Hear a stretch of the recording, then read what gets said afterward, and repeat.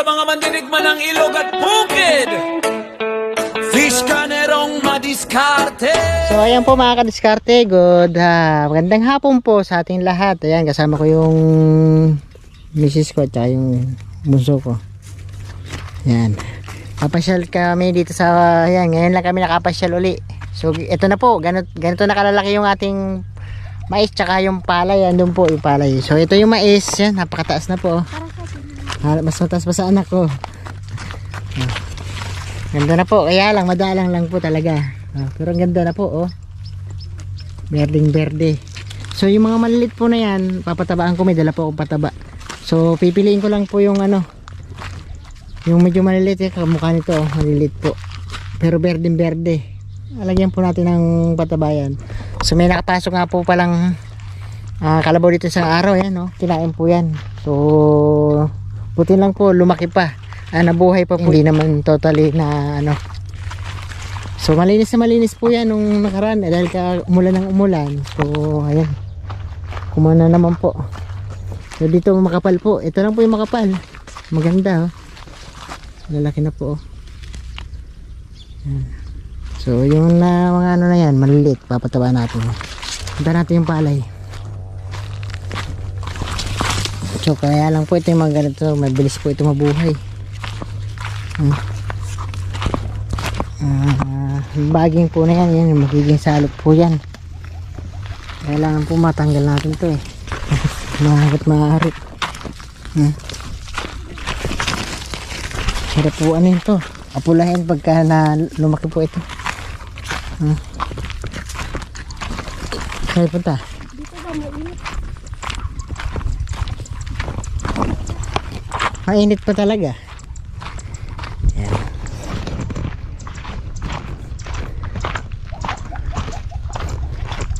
So may mga bagong tubo na naman po. Yan. Dahil nga kakaulan, yan, ganda na po, oh. Ano na po sila, gadibdib, oh, higit pa, yan, oh. Ang ganda na sana ng ating ano, mais. Yung nga lang kulang sa puno, pero dahil nga kulang sa puno, lumaki po yung kanyang mga katawan na yun. Yun sana kalabong, oh. Maganda po. Ang ganyan, gabi kadami.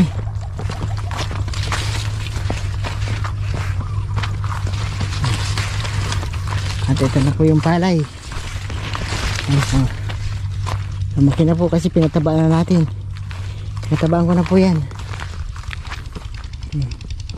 Yan po, in-spray natin yung ng pangdamo. Yan po yung na-spray niya po. Hindi po totally namatay, oh. Pero na ano, nabansot. Yan, gumanda na po yung pan. Gumanda na po, oh. Pati yung ano, gumanda na rin. May halo pong ano, may halong dito, may halong mais po yung ating palay. Okay lang po yan, kasi yung mais na yan, bago po yan mag harvest dito, kukuhanin na natin yan para dagdag na rin po doon. Yung gagawin lang naman natin yan, at least may dadagdagan po yung ating ano. Yung binubunot ko po yung mga ganitong damo, kasi pagka ito po yung lumaki dito, wala po tayo maaanin yan. Nakaraan po, tuwing lumulusong pa ako dito, nagdadamo-damo ako. Kasama yung anak ko, nagdadamo-damo rin. Kaya hindi po nakakapurma masyado yung damo, dahil nakaagad.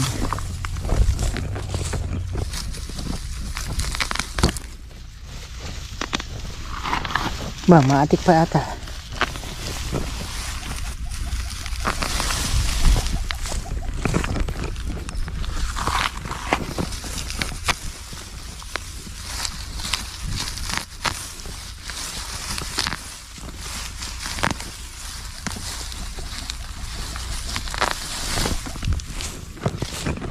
Wala po yung damo dito kasi pinagdadamo na namin yan.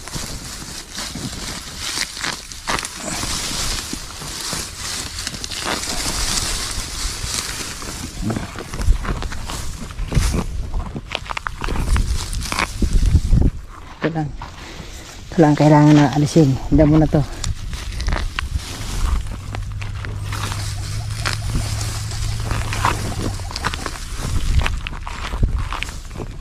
Wala po ganang ibang damo yan.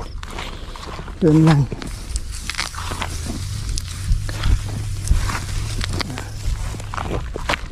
So dito wala na po masyado yan.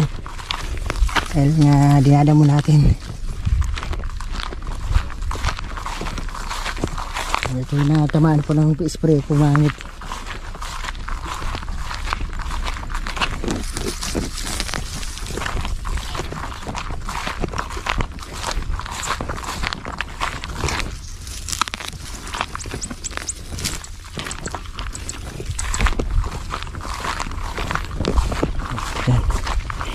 Ito nga, hindi po ganong madamo. Yung nga lang, ano po yan, wala po tayong kasiguruhan yan dahil nga wala pong tubig. Ang kalawan po natin yan talaga damo. Yan po talaga ang ano yan, ang pinakakalaban natin, damo.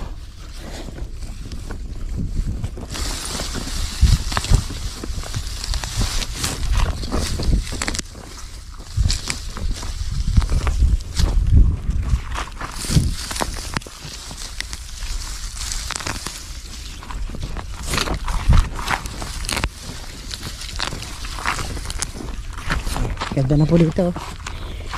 Pagkakasabong natin. Pati yung ano, biglang laki rin yung palay. Ay yung mais.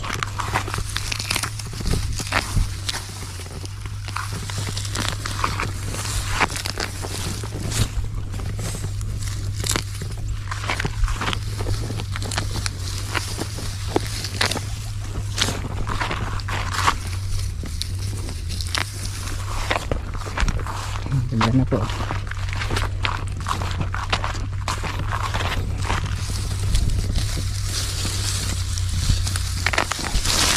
Sa duluhan silipin po natin. Yan.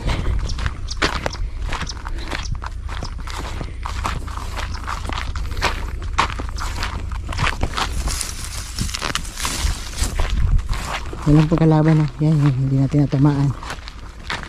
Kapal. Yung mais po. Alon-alon lang. Hindi pantay-pantay. Naka-recover po dami dito. Ito po ang mahirap natin kalaban niya.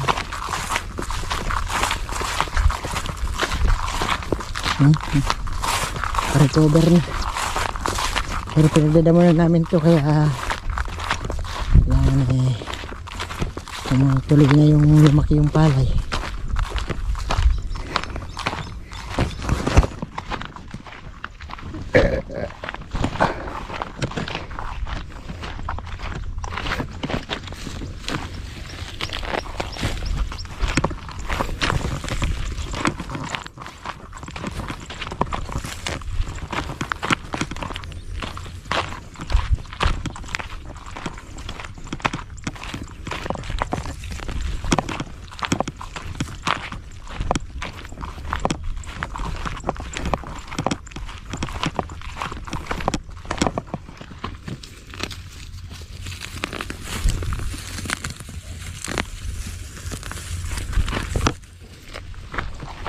Diyan ko po dinadalhin pa. Nakita mo.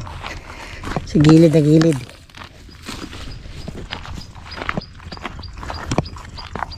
Okay naman po ito. Ay ganyan lang yung palay natin. Dito po makapal na rin. Ito pinakamakapal sa lahat. Ito na. Kapal po. Kailangan makabunutan po natin ito. Makuhaan natin. Mailipat.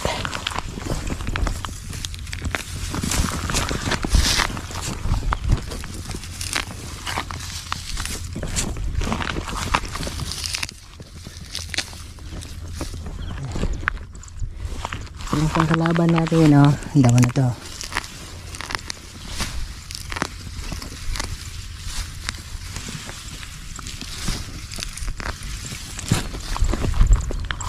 Pero hindi na po siya ganun kalala.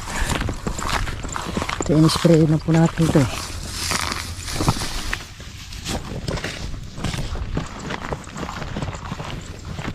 Halos hindi naman po tinablang yung damo na iba.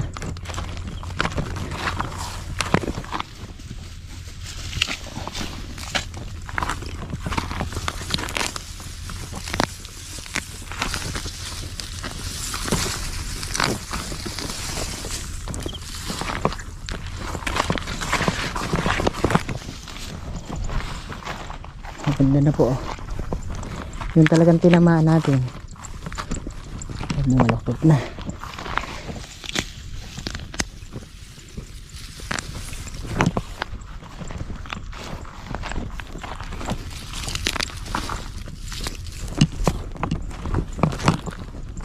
Apekto naman po yung pala itong tinamaan.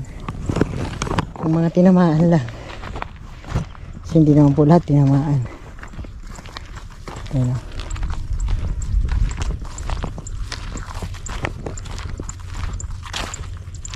Baluktot talaga. Ayan o, mga batuyo po. Ito walang gaano. Pero maganda na po.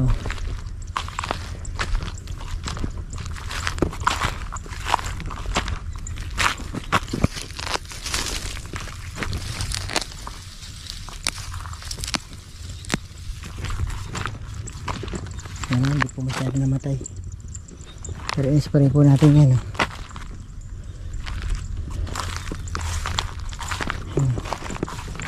Naktot po lahat ng mga damo.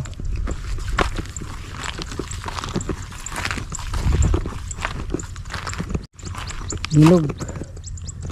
Ito, di po na kaya. Ito, kailangan po mapatay. Damo na to. Pero patayin po yan, ha. Yung mga nanilaw po na yung in-spray ko po.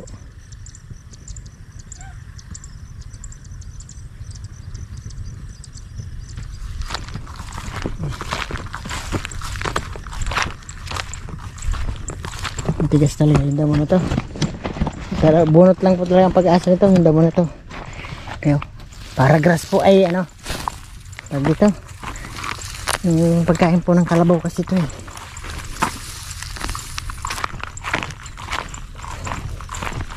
Para grass nga siguro. Itong ang damo na to.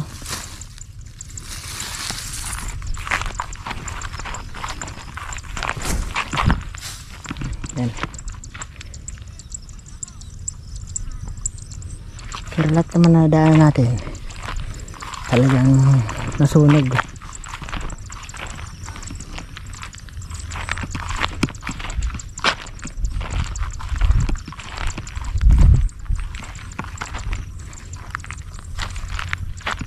Marami nga lang hindi rin nasunog. Ayan po ang ating update. Sa dinaanan natin oh. Pero po sunog oh.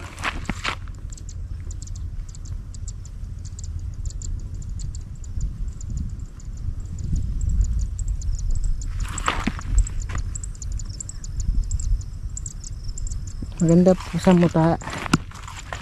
Okay pala sa muta ito. Ano? Yung mga muta po na nilaw. Tsaka yung saluyo ito namatay po. Tuluyan kaya mamamatay, yun ang tanong. Sana nga tuluyan mamatay. Pero ito po kailangan bunutin. Tunda mo na ito. Ayan. Yan na po yung palay. Yan na po.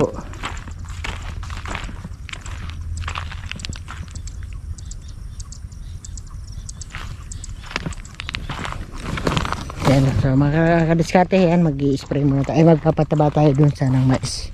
Yung maliliit patayin natin.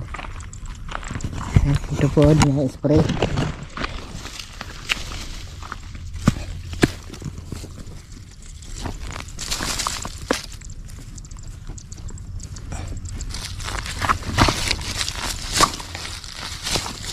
Ito po mahirap na pa ano sa't lumaki na po ito.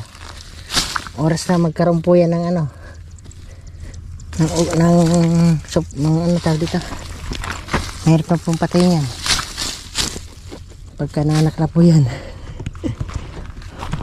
Ito dami, hindi po natin nadaanan kasi inano lang natin yan hinalaw.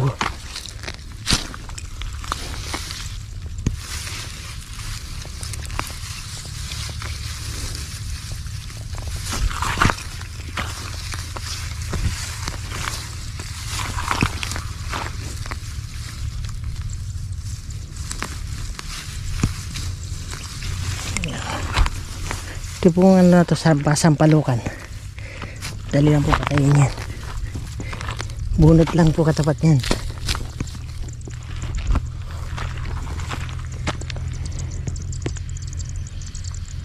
Kapal. Okay na po yung palay. Litaw na. Yung damo lang ang dapat natin mapatay. Yan. Maganda na po oh. Berde na po kasi napatabahan natin.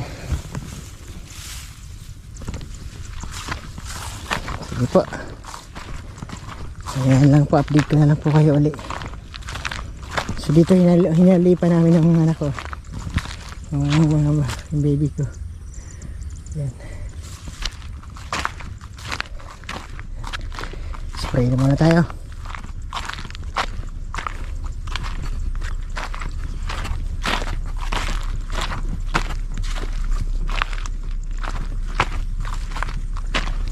Yan na po. Oh. Yan. Magkano na po tayo? Pataba. Okay.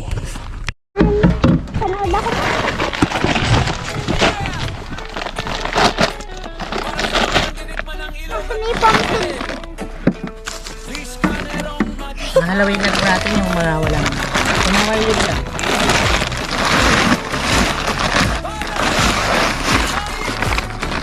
So yung pataba ko may halo po siyang lupus. Kung paano sa ugat. Yan lumaki ng mga maliliit. Hindi basta uurong, diskarte sa buhay kahit hirap tuloy tulong. Sa ibabaw ng tubig tahimik ang laban, isdang lulutang agad inaabangan. Tiksay kung tawagin, tamang tira sa isdang dadan. Kapag may huli na saya abot hanggang langit, hindi lang sa ilog ang buhay umiikot. Sa bukid naman pawis ang siyang ipinumuhos. Nagtatanim ng palay may sa kabukiran, habang umaasa sa biyayang darating balang araw. Peskonerong madiskarte, hindi sumusuko sa hirap ng buhay. Sa ilog at sa palaging handang lumaban para sa pamilya at pangarap na inaasam. Peskonerong madiskarte, sipag at tiyaga ang tunay na puhunan. Kahit pagod ang katawan sa maghapong laban, ngiti pa rin dala hanggang kinabukasan.